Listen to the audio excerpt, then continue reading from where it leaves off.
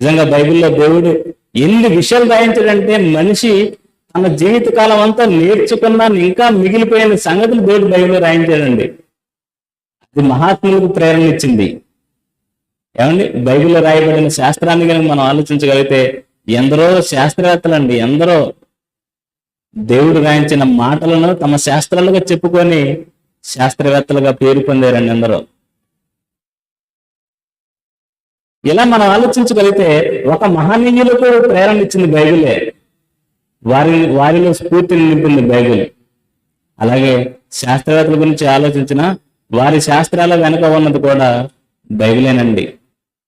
ఇక సంఘ సంస్కృతి గురించి మనం ఆలోచిస్తే వాళ్ళు ఎందుకు అంత మంచి పనులు సమాజంలో చేశారు అని అంటే వారికి స్ఫూర్తినిచ్చింది కూడా బైబిలే, దేవుడు రాయించిన మాట.